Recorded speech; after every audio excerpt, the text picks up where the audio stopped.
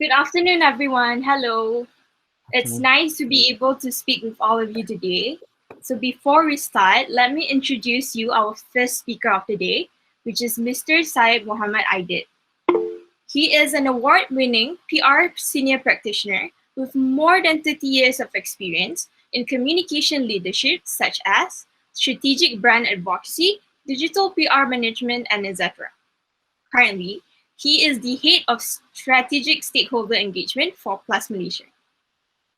Also, a gentle reminder to all participants, if you do have any questions to ask, do drop them in the chat box. All right, so before we start, I would like to welcome Mr. Syed Mohammed.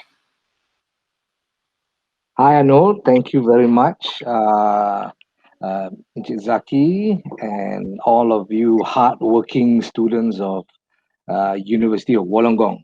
Right. So yeah. Oh, thank you. Who's controlling my Chong Guan Jing? Huh? Okay. Thank you. There. So everyone can hear me. Yes, Yes. we can hear you. Okay, that's Yes. good. Because one of the things I've realized when we work from home and we do this video conferencing, the bandwidth always affects our presentation. And sometimes I could be rattling away and then realize nobody actually got what I say. So Mhm. if suddenly the bandwidth drops, please use the raise the hand signal or something to just let me know. Okay. All right, we'll let you know. Right. So I believe that since you're in the School of Communications and you've all undergone your PR, your studies, you would know some level of media management or media relations. What I'm going to share with you is not your typical textbook, but there are a few important things. But as Inchik Zaki has stressed earlier, the text is something that is very, very important for you all to dig in. One of the key qualities of a good PR practitioner is to have a very ferocious appetite for reading. So I think you all should read as many books as you can beyond the PR communications periodicals, even on industry happenings and all that. So I'm going to give a little bit of twist in terms of media relations in perspective of Plus Malaysia Berhad. But before that, I would like to go through to introduce you uh, on what is Plus Malaysia. Yep, can we have the next slide?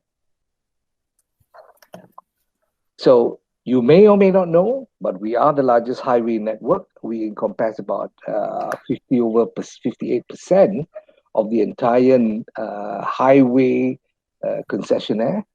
We are not a monopoly.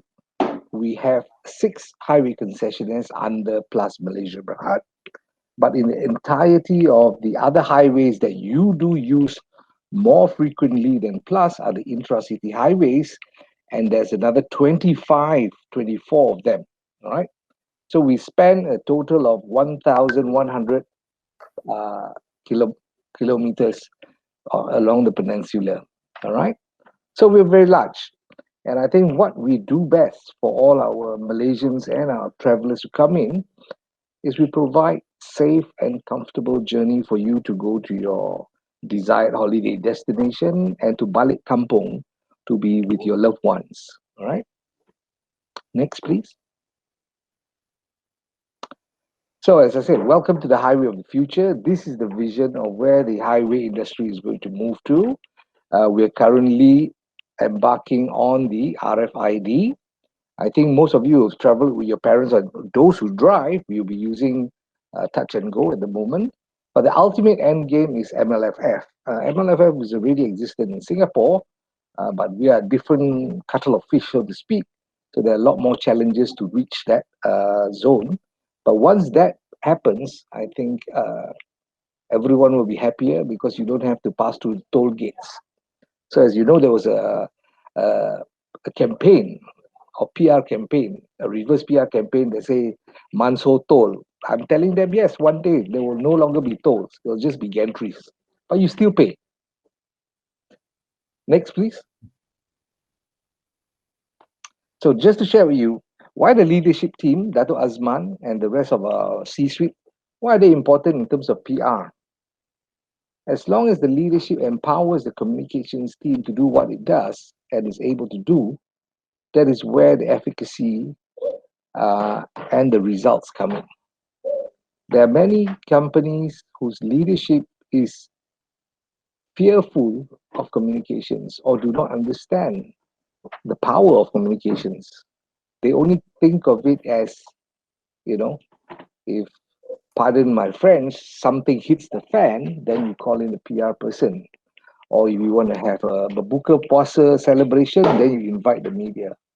But sorry to say, those are very low-level tasks, and that's not what a PR practitioner or media practitioner should be doing.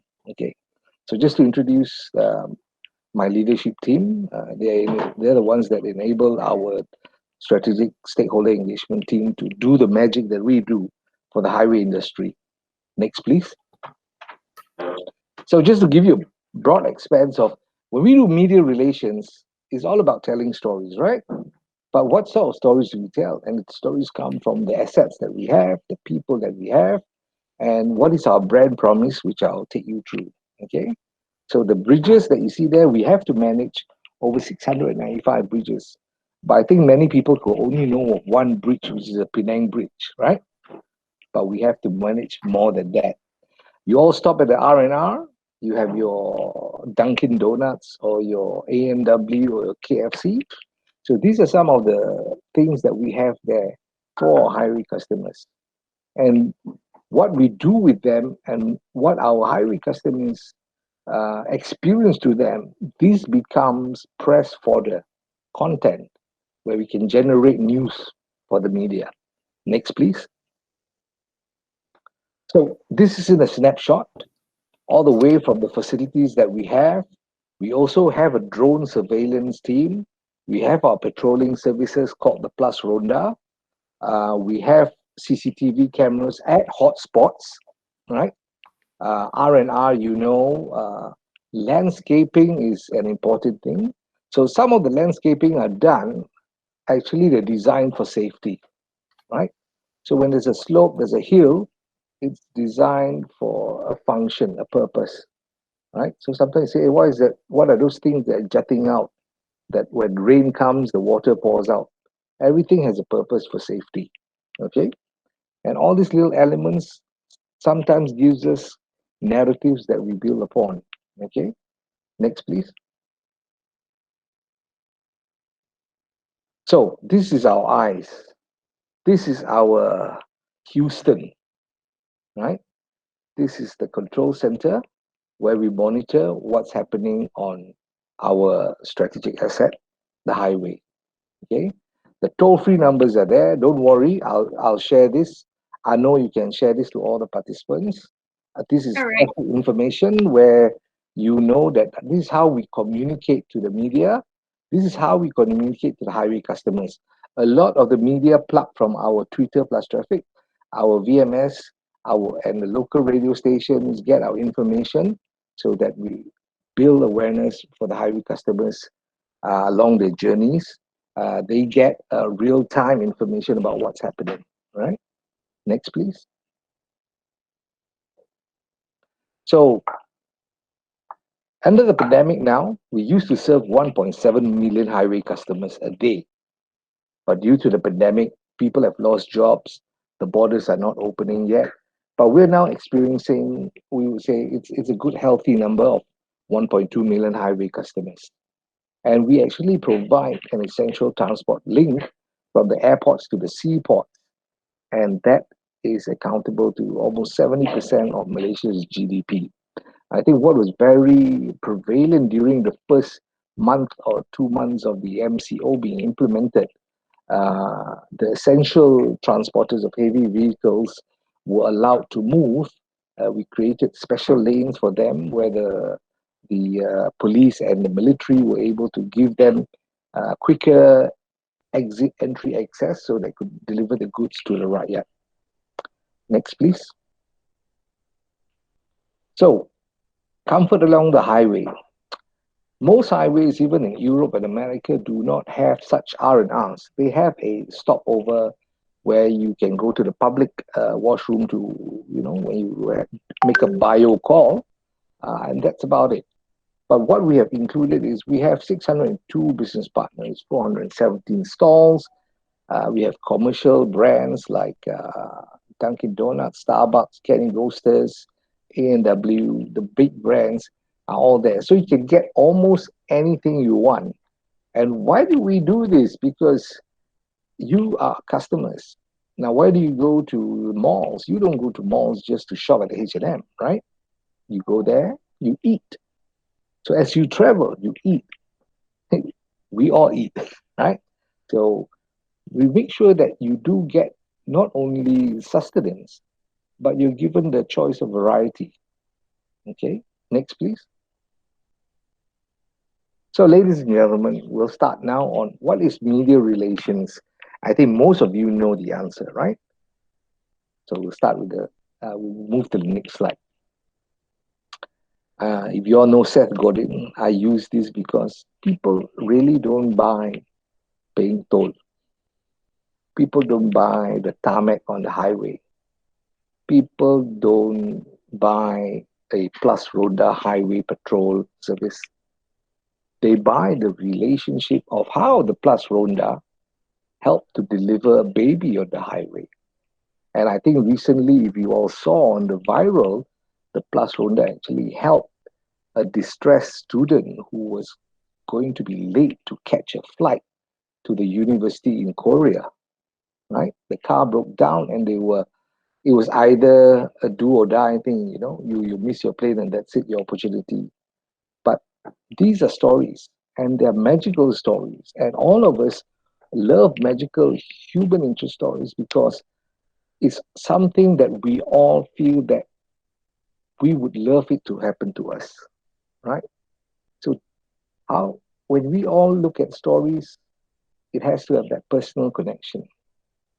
So the human part of our soul will always look forward to such sort of narratives and such sort of contents. Next, please. Now, of course, this media landscape, I'm sure you're all very familiar with. Advertising is paid for. The earned media is from our press release. Now we have a thing called influencer marketing. But sometimes I caution who is and what is an influencer that has credibility.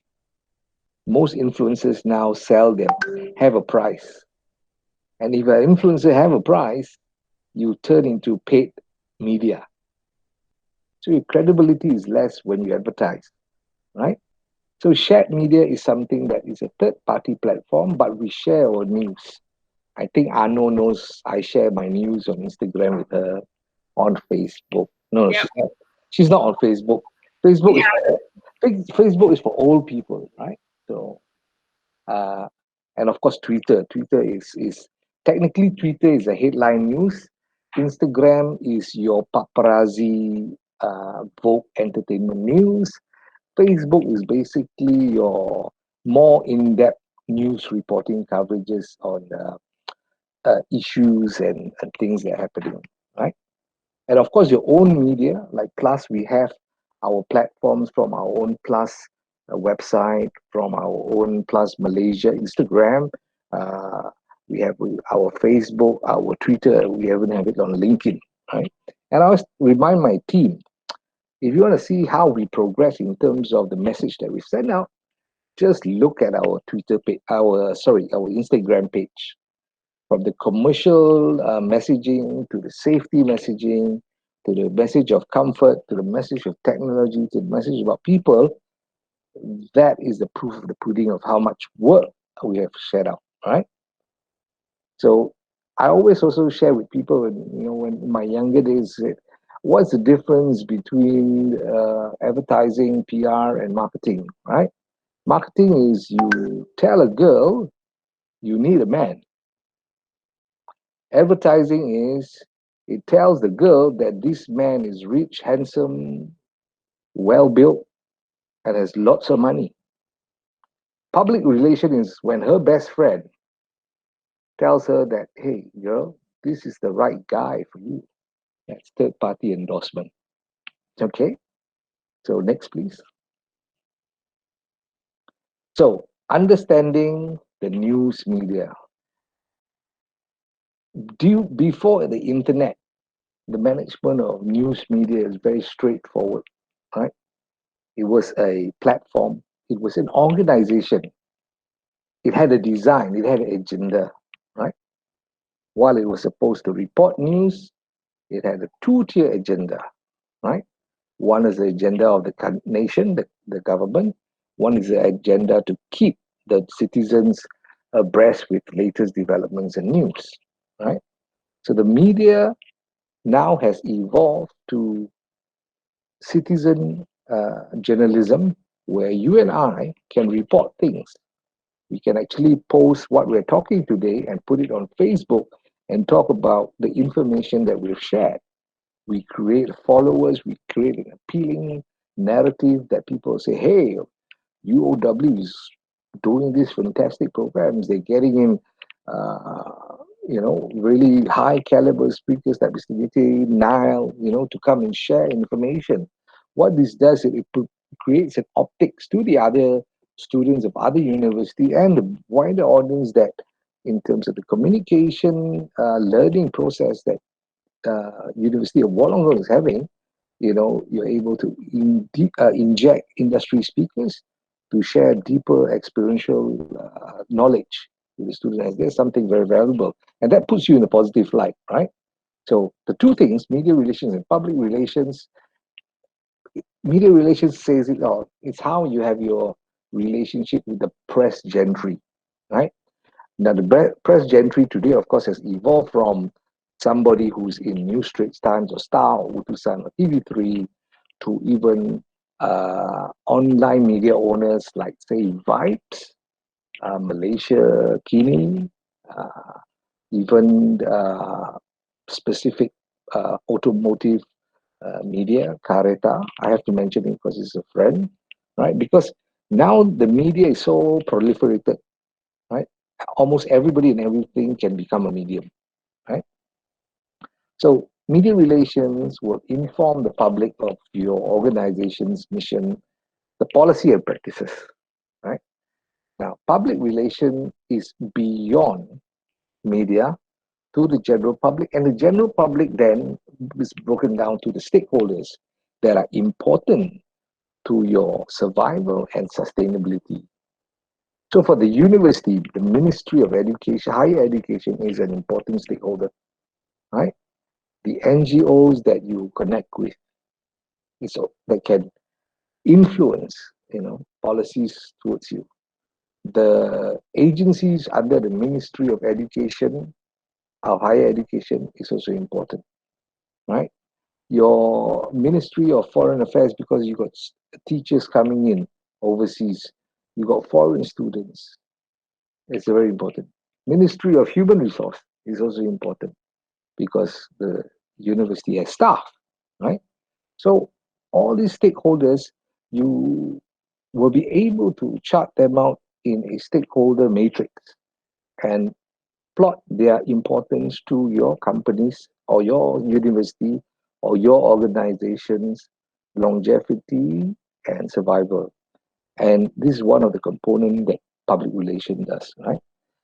Now, you, as the last point, you engage the media so that they provide a level of credibility in terms of endorsement, right? The Star wouldn't write about how well the university has performed if it doesn't warrant and if there's no factual accuracy to it.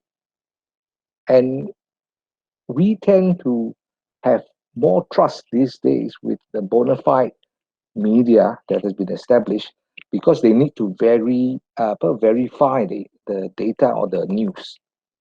Whereas online bloggers or influencers uh, or your trolls, they are the one that may be the cause of a lot of fake news, false news, and they could be the one that's propagating misinformation about things, right?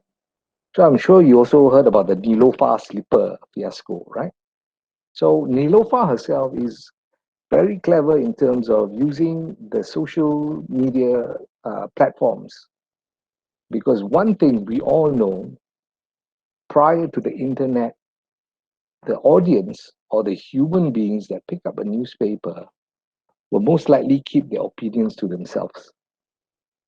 And if you're vociferous about it, you'll write a letter to the editor. But with the internet and the advent of digital communications and social media, everybody just lets it out. And I have found out that between LinkedIn, Twitter, and Facebook is the most toxic and is the most vile and is the most aggro, emotionally driven platform. Right? Maybe it's because it's a lot of old people. Right? LinkedIn is very professional. You can put a story on LinkedIn about achievement of your organization. You get praise. You get people reflecting on their organization's achievement, and that uh, formulates very positive sharing. But you put the same story in the Facebook, apalah plus, you get all these things, right? And of course, the intellect level of majority in Facebook is very, very different from LinkedIn. So the communication messages that comes out from that has also different levels. Okay, next, please. So good media relations is about relationship, right? A lot of my media CFU or editors have told me, Syed, when you send in a press release to us, your story, this is how we measure and decide how we're going to plonk it into our newspaper or into the TV program, the news program. First, of course, it has to be very newsworthy, current.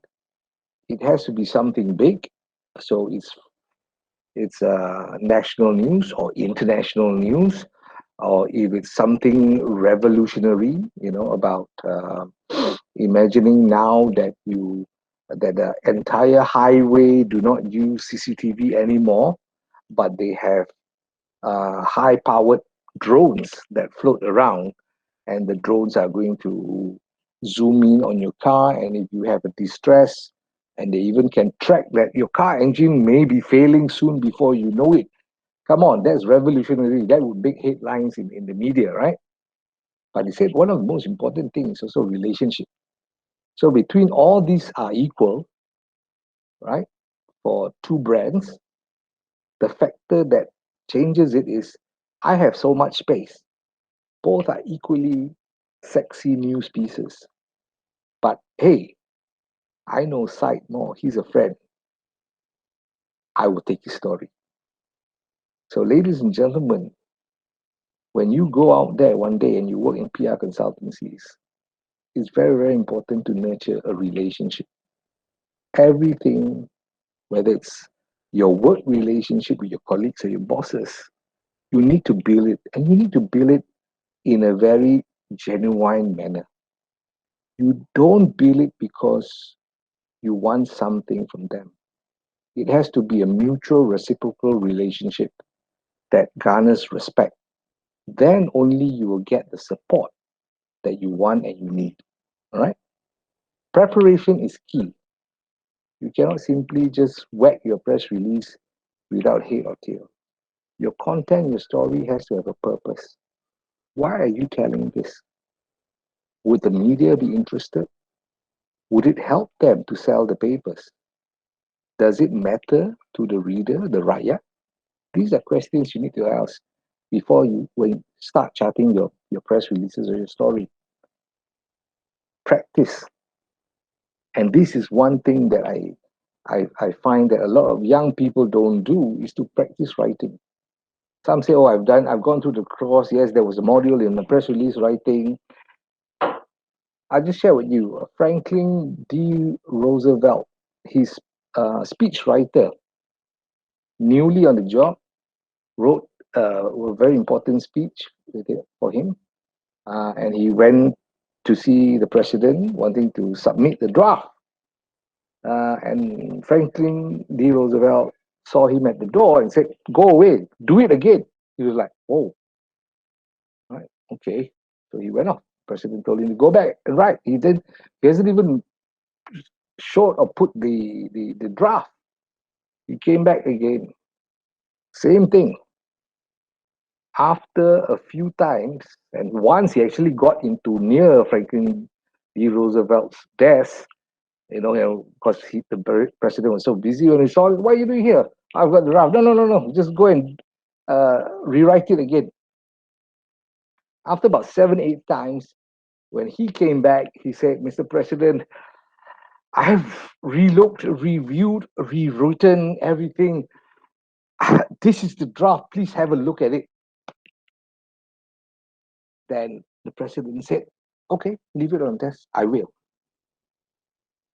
The moral of the story, ladies and gentlemen, is that we never produce our best work, best written work the first time. And this is what I find in terms of fallacy of young PR writers. They always leave it to the seniors to edit. You want to be a superior PR media relations person? Make sure you do extensive research. Make sure your writing is top class. Make sure your draft, when it goes to your bosses, the bosses see it, like, this is what I'm talking about. This is the type of content I want. Minimal typo error, minimal editing required. Let your bosses tweak it for tone and flavor, right? Because you don't have their eyesight or their foresight or their experience of angling the story. But you can get a almost perfect content if you do things with your heart to make sure it's almost perfect. And the key is practice your writing. Read a lot so you have the knowledge of words. You have the knowledge of information, right? And never be satisfied with your first, second, third, fourth draft. Always aim for perfection. Okay. And always proofread and get people to help you proofread, because after a while, your eyes see everything as the same. Okay. Execution. When you execute, this is where the relationship comes into play. How do you execute your press release? What is the style of your pitch or your lobby to the media, right? A lot of media tell me, Syed, you are different from a lot of PR practitioners we know. Most PR practitioners will call us and say, I've got a press release, can you cover it? But you will narrate a story and say, this thing happened, and it's something that's going to affect our economy or our industry. We've got something to share that will tell you how this thing is going to impinge in terms of uh, it being a beneficiary to elevating the situation or something to that sort. So there's an explanation. You don't go in cold when you pitch a story. You sell them the purpose, right? And a lot of them just want the story to be pushed in. It's just like a factory manufacturing line, but that's not the way, because you're dealing with human beings. They want to feel that they're also accepting something purposeful and useful from you. They don't want you to give them something rubbish and they have to scratch their head. And I remember this when I was a junior manager with one of the PR consultants, Arwah Johan Fernandez. He was a Metro editor. And in the old days, all the PR managers, PR executives have to mengadap the editors. We have to go there and bring the press kit. Sometimes you have to wait for hours until they say, okay, you can come in. And when I got in there, he looked one glance and read through my press release, and then just, without looking at me, he threw the whole press kit into his waste paper basket and said, this is not going to fly. It doesn't sell. You're wasting my time. Get out of here. So you could have made a decision and said, oh no, this is not my cup of tea, right? Or I feel bad about it. So I said, hang on, Johan, can you just tell me what wasn't right? Right? So you need to have courage to be able to speak to editors. So he told me, I learned on how to improve. You always have to not take defeat because media practitioners, the editors, are going to be very hard on PR people, because to them, all PR people are lazy buggers who are more highly paid than the journalists. But the journalist writes better than the PR people, right? And the PR people, sadly to say, are a bit arrogant, right? They come in their nice suits and stiletto high heels, while the journalists are in their sneakers and jeans and all that, right? So thus in the past, and that's why I'm sharing with you, for as you go into the workforce as PR practitioner, be humble. You need them as much as they need you too, right? So treat them on equal ground. So after learning that, you always have to anchor your news to serve a purpose of the particular medium's readership. So if one story about burgers, for example, you have a very unique burger that once you eat the burger, you start to lose weight, right? So if you want to sell it to Star, right, there is a lifestyle F&B page. Your angle would be on perhaps health and beauty. But if you want to sell it to Harakah newspaper, you got to angle it a bit on the halal toiban angle, right? So the product doesn't change, but presentation to the right audience, you need to wear the right clothes. I'm a product. All of us are a product. We've got our strength, we've got our weaknesses, we have the opportunities that we can leverage on, and there are threats to our being that we need to be aware of. So if I'm going to come in this forum and wear a kopiah, or I don't even wear a shirt, I'm topless, what sort of optics and impression you guys are going to have about me? Similarly, if you're going to attend a black tie affair and you wear your sarong and singlet, what is the impression? What is the image? Or if you go for a kenduri kampong and you come out looking like James Bond, what is the impression of the people there? Plaga. You know what I mean? So the optics and this is where they call it product branding. How do you brand your product? How do you present yourself as a product to be accepted in the right market, in the right audience? So similarly, your stories have to be the same. There's no one size fits all, right? Then you have to evaluate in terms of the coverage. How is it? Did it serve the purpose? You can shoot a lot of press releases and many will just get picked up, but there's no impact or effect, right? You have to have a measurement and monitoring, which we'll talk about it, and follow up with the media, follow up with the editor, and say, how do you find it? Thank you for covering the story. It was very well written, because they will always rewrite or edit your story to fit them too.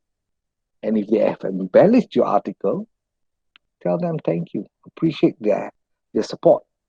Okay. So this is just to show off a bit some of the articles that I've come out for with plus, and these are all the plus type of articles that we have. All the headlines are given by them. Huh? We had our headline, but generally editors will always want to put their own doggy mark on the headline. Okay. Next, please. So, have you all heard about Warren Buffett, the richest man? 20 years to build a reputation and 5 minutes to ruin it. And I'm sure many people may have seen or not seen this quote, but there are many live examples now that this quotation is reflectively holding true. Many brands have tarnished their own reputation, and there are even international PR companies that have done so, right? They have taken the wrong counsel strategy to their client. There was a very established British consultancy. Uh, they actually supported a regime that was racist.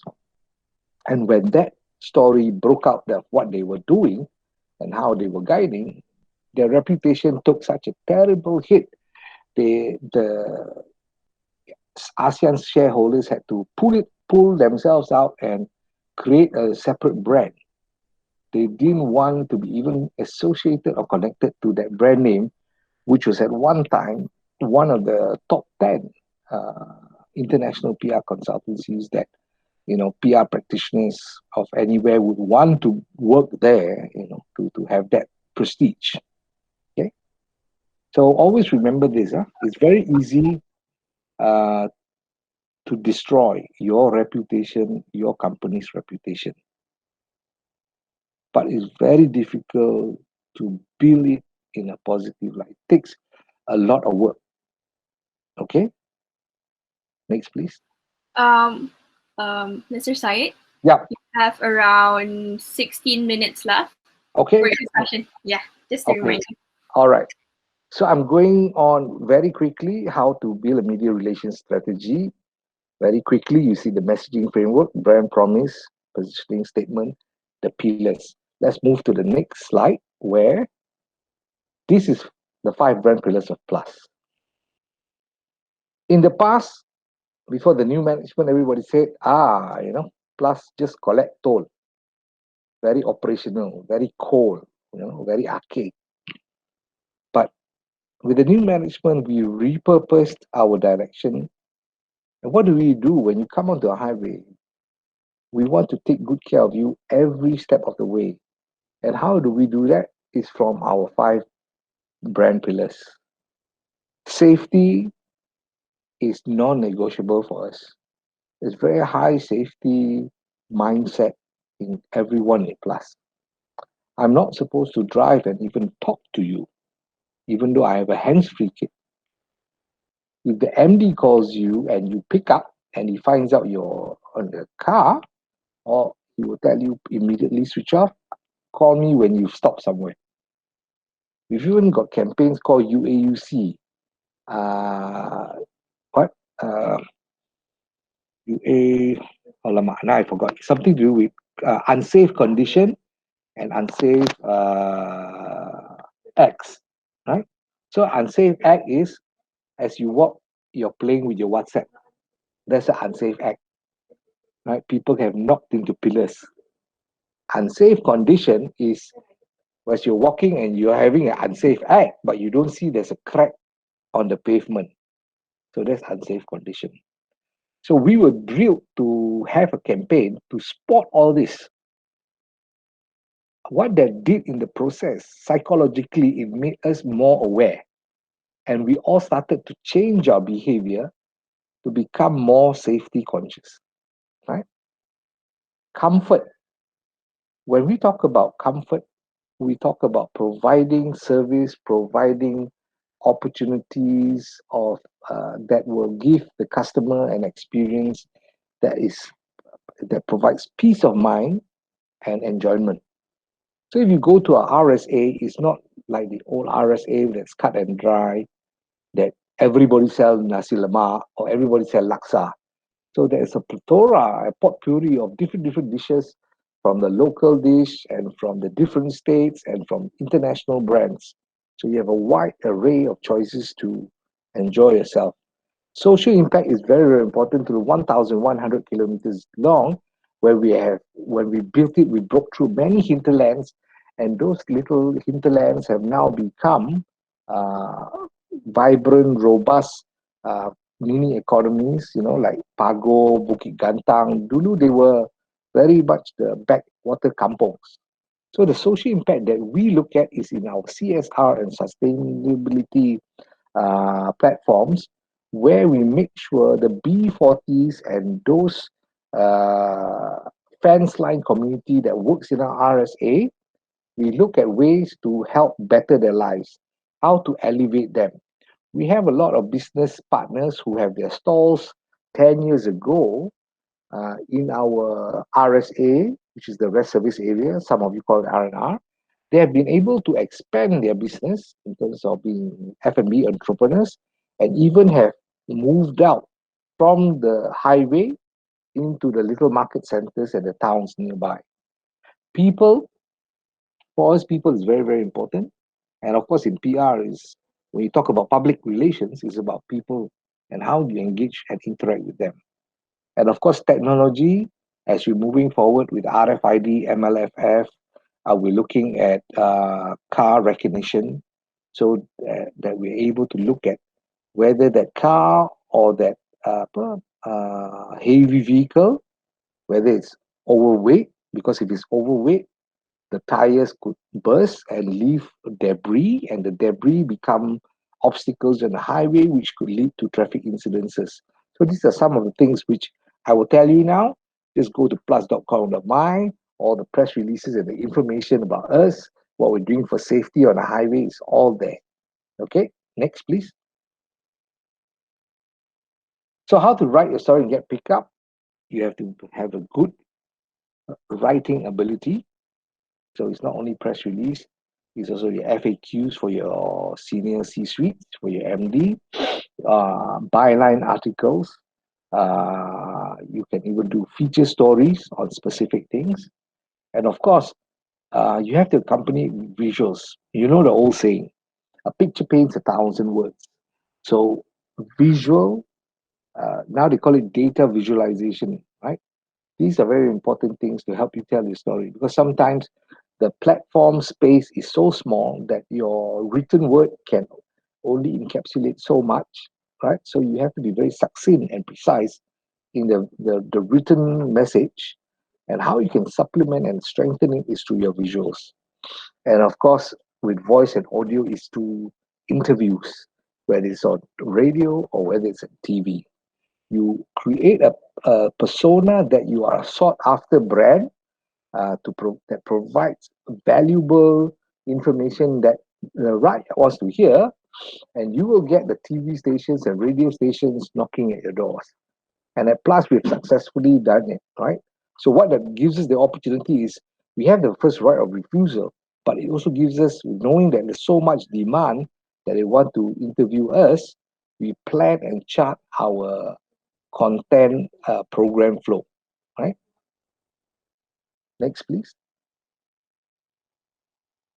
So building a media network, as I told you, as you grow and as you make the media visits, and before I say, how can I do that? I haven't even joined a PR company. Once I join a PR company, then maybe not. My bosses will ask me to go and visit the media. Then only I get to know the journalist. I might not even get to know the editor. Very easy. Now you have Mr. Google. Look at NSD, look at Star, look at the vibes. You will know who's the player, who are the players, right? So you will invite Terence Fernandez is managing editor, Rocky Brew is the executive editor, the names of the other journalists are there. You get all this, you got the email. Sometimes say, hey, I'm a student from UOW, I'm doing this. Actually, I saw this article that you wrote on this certain topic. I find it very interesting. Just like to find out from you whatever you want to find out, lah, right? Find an excuse to engage with them early. Then they say, hey, this young person coming out. So if you become a PR practitioner, one day they say, hey, remember I connected with you and you were so helpful. You gave me this insight to something. And they say, yeah.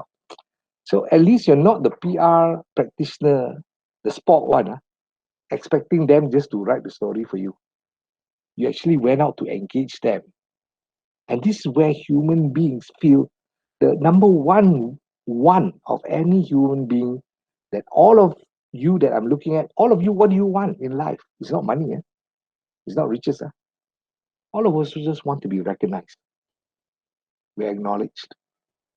And that gives the reason of existence that more powerful that we are, right? If people say you don't exist, you're nothingness, you feel so down, right? People don't bother. When a girl rejects you, you want to die. Betul tak, guys? So everybody wants to be recognized because that makes them feel worthwhile to be alive, right? So all this, I've given you the tips Start going and Google, find out who the editors, who are the reporting team. If you want to become a entertainment journalist or if you want to become a PR practitioner that jaga the fashion lifestyle area, they will have the name list of all these editors there or the journalists there. Go and start connecting with them. Offer yourself for internship. Right? Okay, next.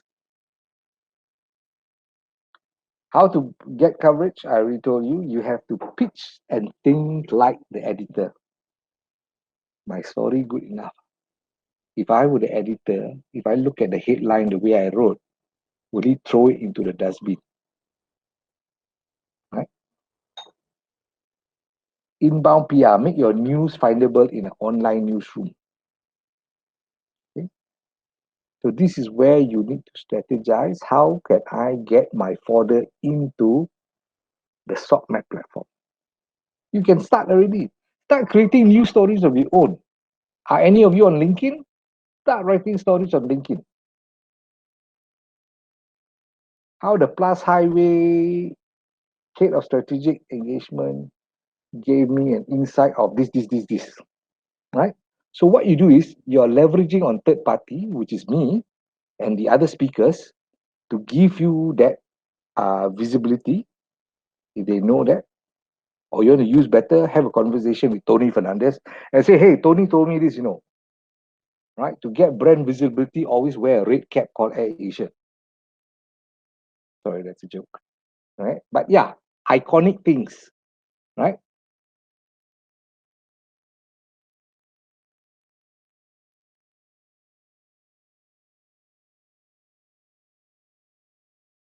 He was no self next.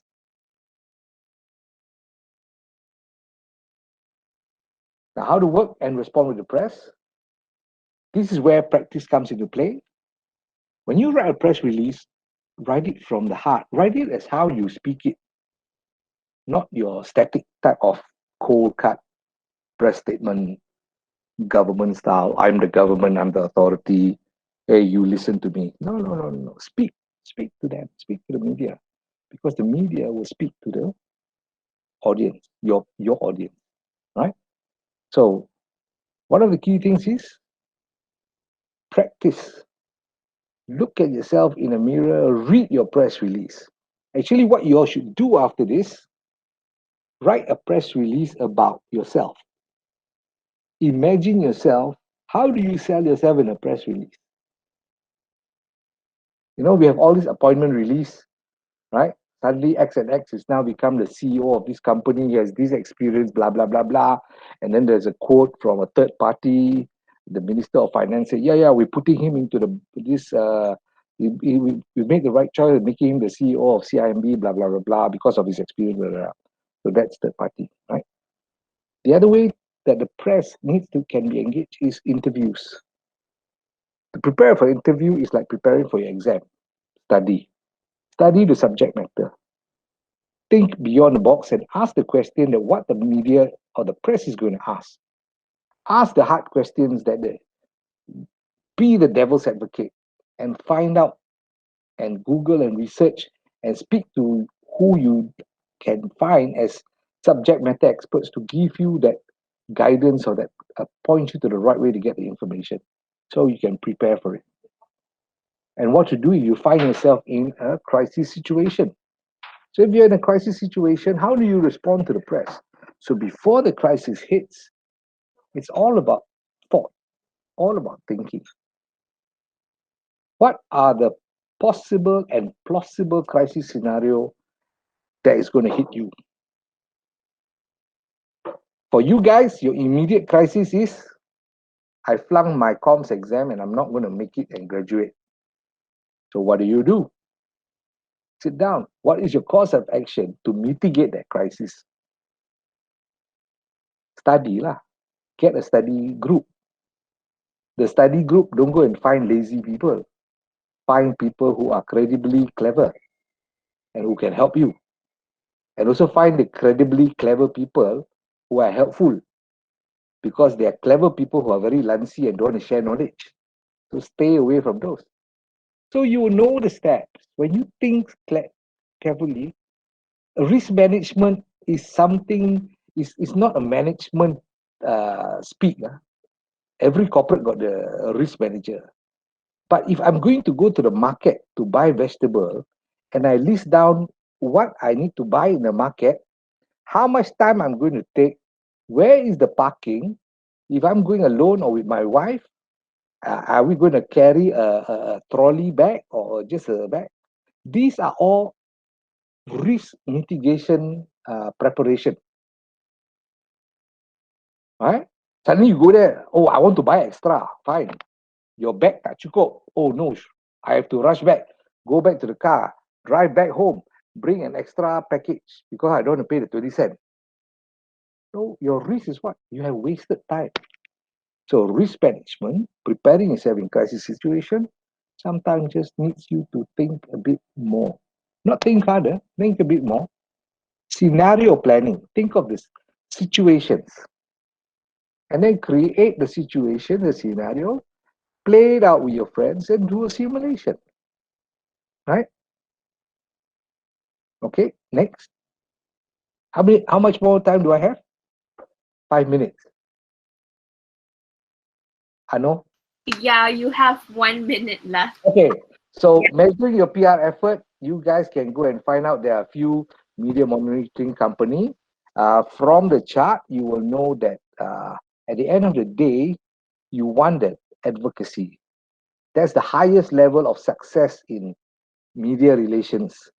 That the press brand go and say, yeah, Plus, I want to advocate that I will write good stories about Plus and that everybody should have sufficient balance in their touch and go and stop complaining that they have to that they're not allowing you to top up at the lanes because you're going to congest and make all the other good people, 95% of them who have sufficient balance, wait for you in the line, and that is not fair.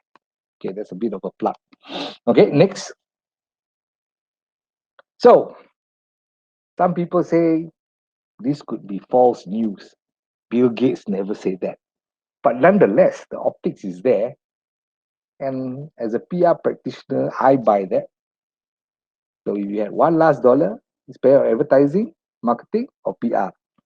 PR is cheap and it's more effective because you're talking about credibility, believability, if you do it right and if you do it honestly.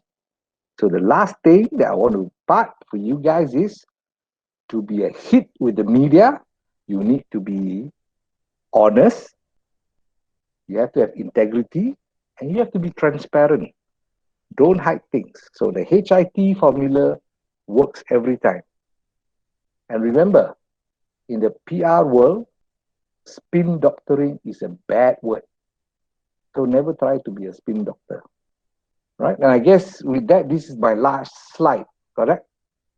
Okay. So thank you everybody for listening to this old man. I hope you all will have an enjoyable afternoon with the other two dynamic speakers. Thank you guys. I pass the baton back to Arno, who's going to pass it to the two gentlemen later. All Thank right. you so much. Thank you, Mr. Syed.